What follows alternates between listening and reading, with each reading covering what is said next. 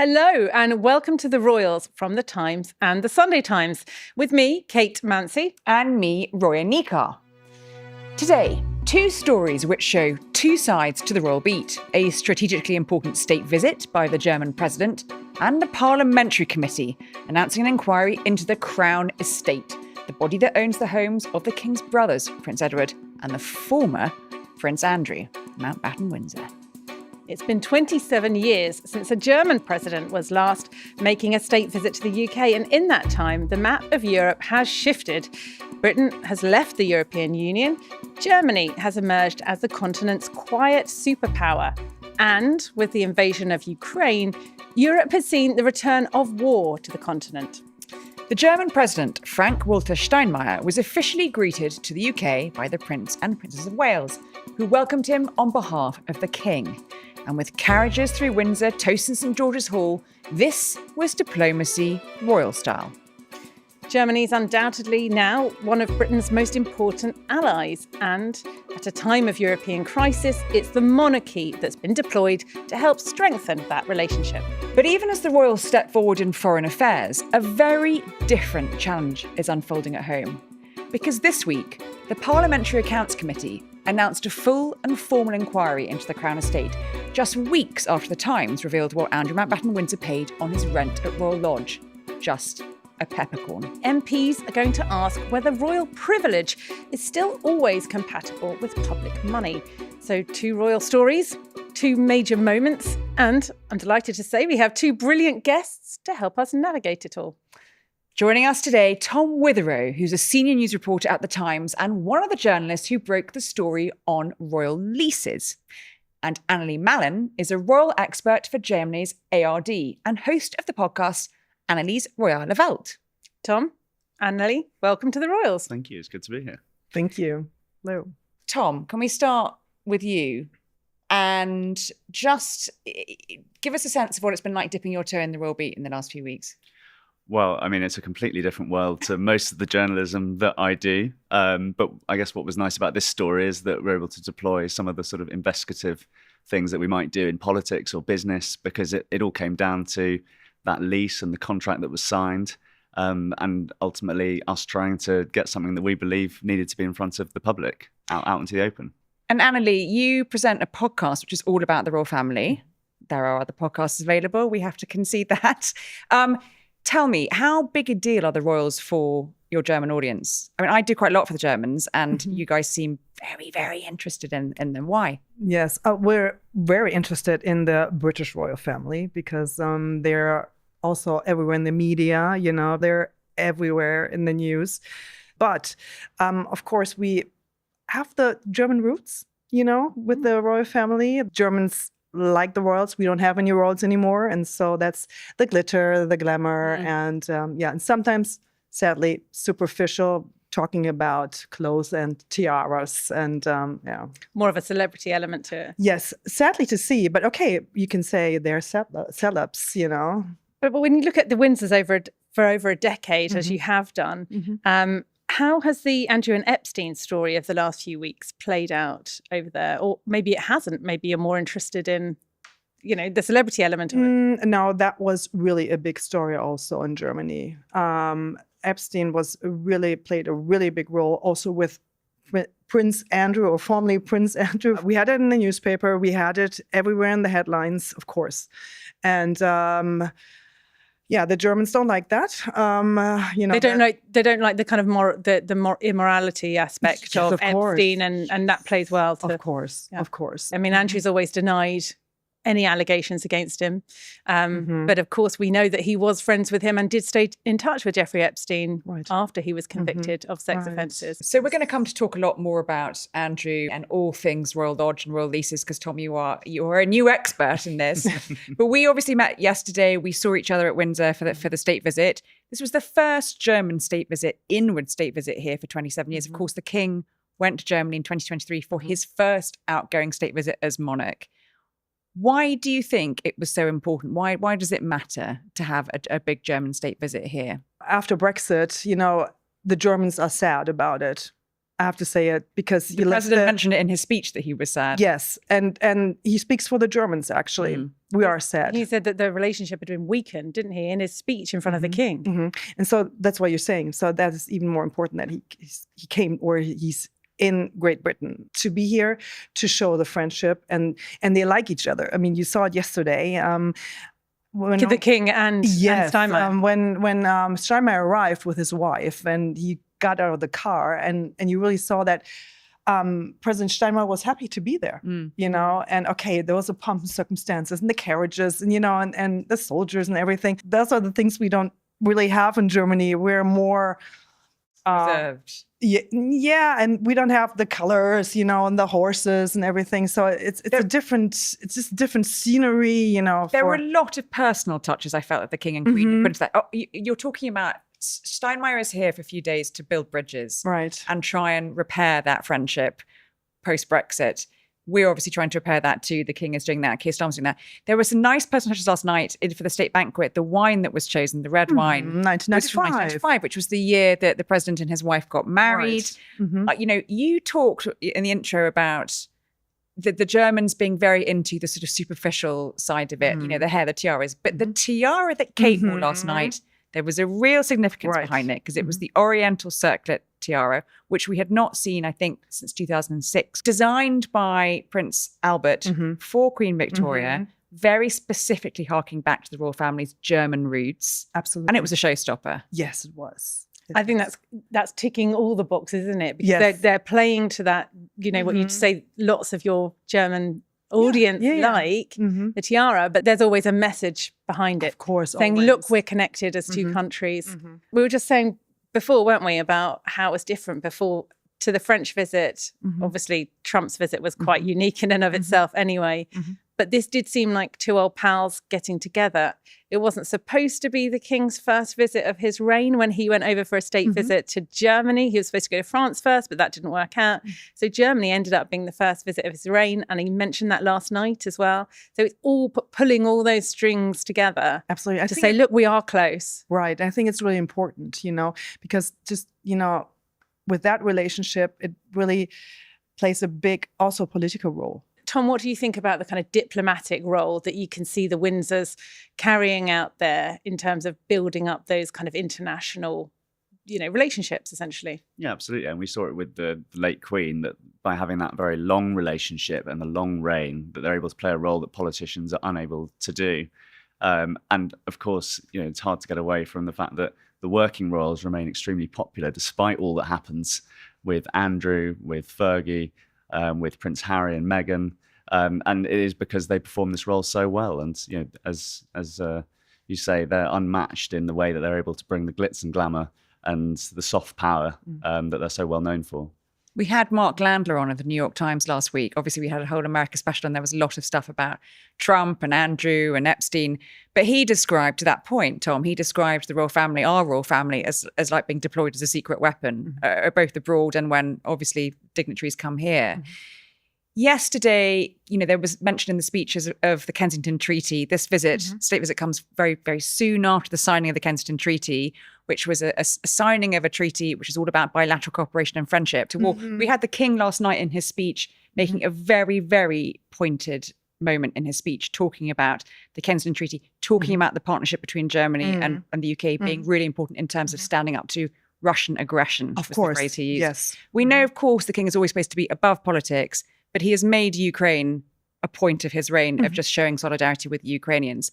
And that's, again, another big part of the friendship, isn't it, between Germany and the UK. It's interesting. We see war on the, you know, as we mentioned in the intro, the war, you know, on the borders, not even on the borders of Europe, within Europe, on our borders, effectively. The Kensington Treaty signed in July will help bring new people, young people, make it easier for students to travel and connect between the two countries. But interestingly, what's happening in Germany at the moment is you're going further to meet that, you know, the kind of threat of tyranny, if you like. You know, we've just seen in Germany, and you can tell us more about it, perhaps this idea that it won't be obligatory conscription for young people to join up to the military, but there will be, you know, that they are going to be encouraged. There's going to be health. Tell us a bit about what's happening there with regards to Ukraine, because it seems very prescient at the moment. Yeah, it is. Because like you mentioned, it's more closer for us, in Germany, the border and the war is more closer for us. You still have the water between you, if to say it that way. But that's a really big theme at the moment. How can we get young people into the army? Actually, one politician said, well, we are ready. If Putin wants to attack us, we are ready to defend us. And I was thinking, well, I don't know if that's the point. But that's a good point, because that's what Putin has said. We are ready for war. Yeah. If you want to, with the rest of Europe. Yeah. I mean, what would you say about that fighting talk, Tom? And well, I'd certainly say that Britain's not ready for war. Yeah. I think we've discovered that in the last few years, that the debate around defence and the whittling down of our army to, I think, the smallest it's been in many, many decades, and this pledge of increased defence spending here, which is going to be years and years away. I just think when you have Putin saying that on a day where you have the president of Germany and the king side by side talking about signing up to Russia, I think the government will probably feel that was quite timely. You've got Putin spouting off saying, we're coming for you if it needs be, and it's important for the government to show that we might have left Europe, but we still have our European allies. And Starmer has obviously been taking a leading role in the coalition of the willing with Ukraine, and King has supported that. And the future of our defence remains as coalitions. We it would be difficult to stand up to a Putin or a China alone. Yeah. So we have all the pomp and pageantry of a state visit, and all the glitz, all the glamour, all the carriages, the diplomatic significance of tiaras. But we have the royal family and the monarchy hugely under scrutiny at the moment. We have done for a few months. That's been bubbling away with Prince Andrew, the former Prince Andrew, Mountbatten Windsor. I keep having to correct myself saying that because it's still new news. And Tom, just talk us through the last few weeks, some of the reporting you've been doing, particularly over the lease about Royal Lodge. And of course, this week on Tuesday, the announcement by the Public Accounts Committee that they will launch a formal inquiry into the Crown Estate and all those arrangements, not just with Andrew, but with other members of the royal family over their arrangements with properties.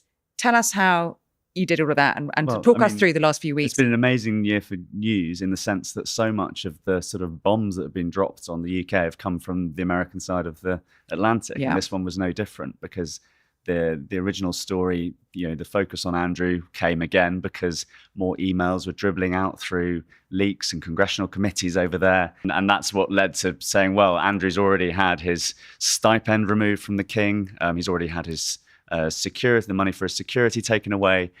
What else is there? Because he is still living the life of a prince. He was still living in Royal Lodge, this 30-room mansion with enormous grounds. And the thing that brought me in was a question from our team to say, well, he's living in this amazing place. Who's paying for it? Is it the British public?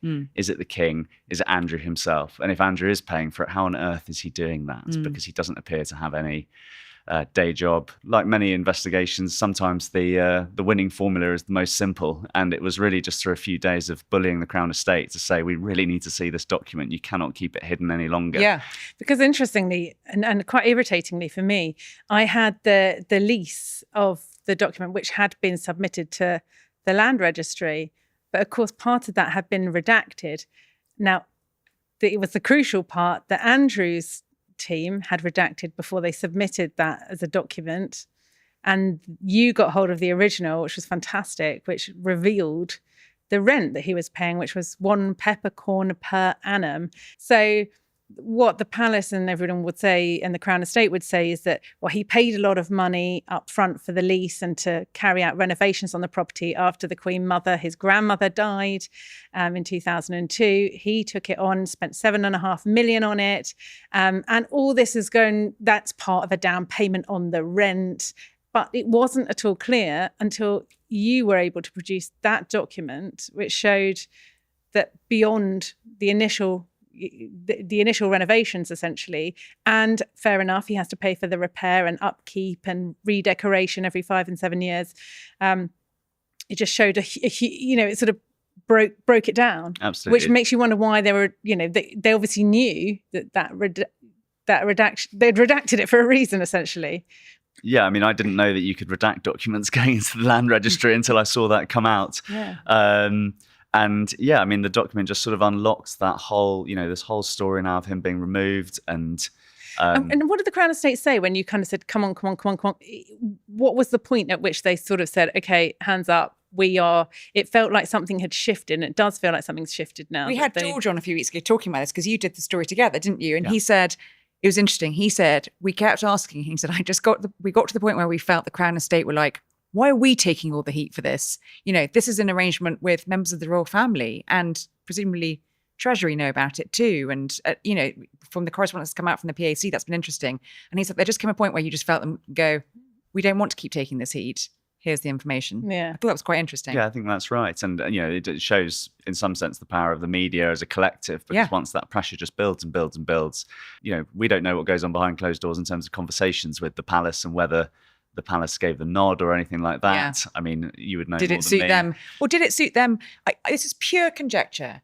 But you have to ask the question, did it suit the palace and the royal family to put more pressure on Andrew at that point before all his titles were stripped? Who knows? What's been really interesting has been described this week as a Pandora's box. So we've had the launch of, we've had the Public Accounts Committee. They read the story about your story about Andrew not paying any rent. The Public Accounts Committee in Westminster, who were set up for this very purpose, MPs from different parties set up to try to run the rule over how public money is being spent. They said, hang on, we need to get across this. They then submitted lots of questions to the Crown Estate and the Treasury, which came back this week. And in light of those responses, which were quite fulsome, they've now said, we're going to go further. We're going to launch an inquiry. So this is all happening. But someone described it this week as opening a Pandora's box. And in my mind, it's more like kind of wedging open a rusty can of worms, because now we're looking at Prince Edward's financial affairs. Prince Edward, for Bagshot Park, paid through his company £5 million up front for a 150-year lease with the ongoing rent as one peppercorn. This inquiry, the remit of it is going to be to look at all the royal properties and all the deals that they have with the Crown Estate. They will try and look at, Forest Lodge was mentioned in that correspondence, which is the new home of William and Kate, the forever home. We find out they've only got a 20-year lease on it. There will be questions asked over that lease arrangement. They will not be exempt. And they say in that they're paying an open market rent. Well, what is that? So it is bad news, I think. It should be concerning news, I think, for members of the royal family, because these quiet arrangements that have been quietly agreed with the Crown Estate, no questions asked for years and years and years, many, many questions will now be asked. And we had Clive Betts on, a member of the Public Accounts Committee, on Times Radio on Tuesday. We got him on as soon as the news broke. And we asked him, what is the protocol here? What are the sort of arrangements around? You have said you will try and publish this in June, the report, and then hold an evidence session. Who can you call? Who will be called? Will you call Andrew Mountbatten Windsor? Oh, he was quite shifty in his replies. But he did say, now he's no longer a titled member of the royal family. He is still the brother of the king. There's no reason why he can't be called. But also, there is no remit. Royal members of the royal family are not banned under these laws from being called, is my understanding. And Annelie, how do you think this compares our conversation here in Britain about what the royal family cost us in terms of sort of value for money? How do you think that compares to other European royal families, which I know you've looked at, you're the expert on? I mean, in all the other monarchies, in all the other monarchies that are still, existing, I mean, they always have to work for it, because, the people wake up in the morning and they ask themselves, why do we have a monarchy? Why are they here? What are they doing? And so they always have to justify themselves. Why are they still there? So they have a pressure.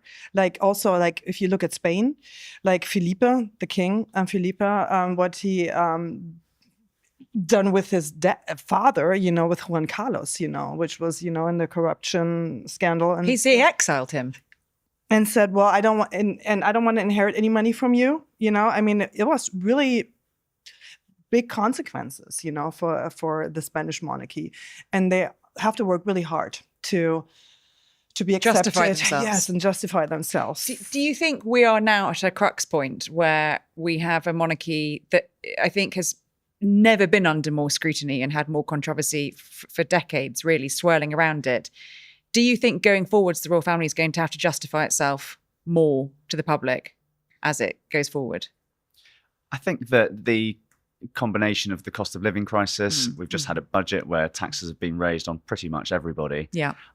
These grace and favour homes, if they're not coming in at market rent, there's a lot of conversation in the UK about how we're funding our NHS, how we're funding sending schools and so on. And if these properties which are owned for the benefit of the public are not delivering that market rent that we spoke about, the maximum amount of revenue for those public services, and instead you've got far off relatives of the royal family who we've never heard of, or marquises living in these properties on cheap rents, then I don't think the public are going to stand for it. I think you're right. I think that timing. Timing is everything, isn't it? On Monday, I was in Newport with Prince William and he was delivering a speech about Welsh investment.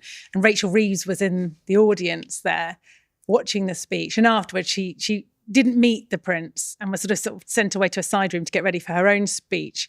But it just, to me, kind of crystallised the whole thing that's happening at the moment. On the one hand, you've got the royal family, scrutiny under how public money's being spent there, while a lot of people are feeling the pinch. A lot of people are feeling, hang on a minute, I'm working really hard, I'm paying lots of taxes. Where's the upside? So it's a kind of a perfect storm. You're going to have next year the inquiry from the Public Accounts Committee that's announced this week. You're also going to have next year that review of the sovereign grant that you mentioned, Tom, is going.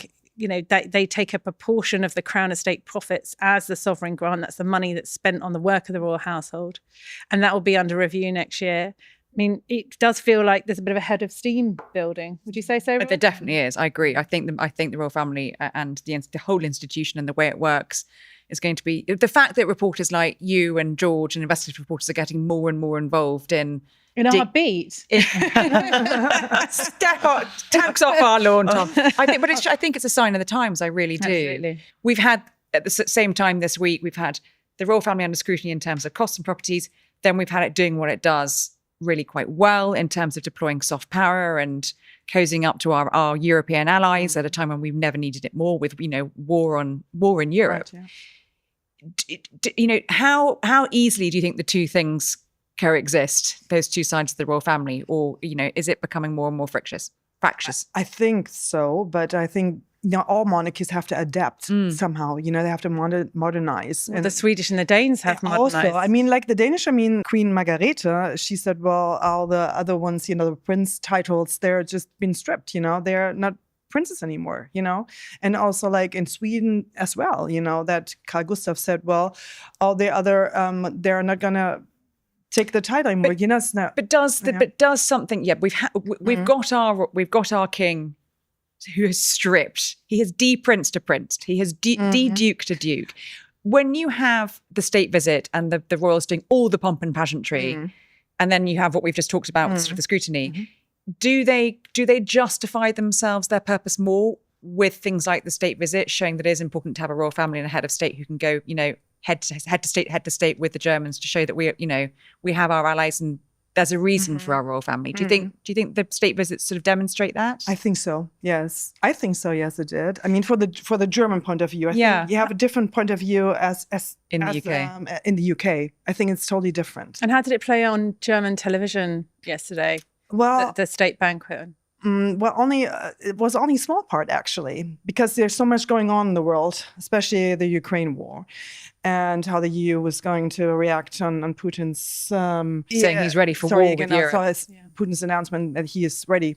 Were you surprised by how little news it made in Germany? Yes, I was surprised. Okay, if I see it overall, I kind of understand, but at least a little part of it, and even in the main news show, it wasn't even mentioned. So but it was online, of course, and and it was pomp and glitter, and also the speeches were. It's lovely pictures, but how much of the actual resonance of what it's meant to be? I wonder, but also you look at the opulence of it, right, Tom? You look at the lavish, element of a state banquet. We've just been talking about value for money and how public money is spent. Do you think people will look at these state banquets and think, hang on a minute, I'm counting the pennies when I go for my weekly food shop for me and my kids. Yeah, and you see those state banquets. Is that a good look? I do think that, I see in the comments section and when you talk to people that they sort of have a carve out for those big events. You only have to look at Donald Trump, who clearly has a soft spot for the king and the idea of the monarchy. And Charles is able to make inroads with Donald Trump that no politician can reliably. You never know quite where he's going to turn next. Whereas with the king, he seems to, he has that soft spot. And that letter, for example, was a real sort of coup de grace that really unlocked some of the benefits that we've seen in trade deals and that was a letter that Keir Starmer delivered saying, please come over, from with the king. such flourish. Yeah, he was unprecedented. That word was used he was so flattered, wasn't he? Yeah. It was amazing He to see live. Yeah. What do you think if we need to get through to Donald Trump? If the king's on the phone, he's going to pick up. There's no way, we have that connection, I suppose. So you're saying, ultimately it could be good value. I think it's in their private life where the public might be a bit less happy. And, I think one reason why the Queen was so loved, so famous for her 3-bar heater and always being in the smallest room in the house. She was thrilled to have her rainy holidays in Scotland. And I think she'd been on exotic desert islands, in the Caribbean.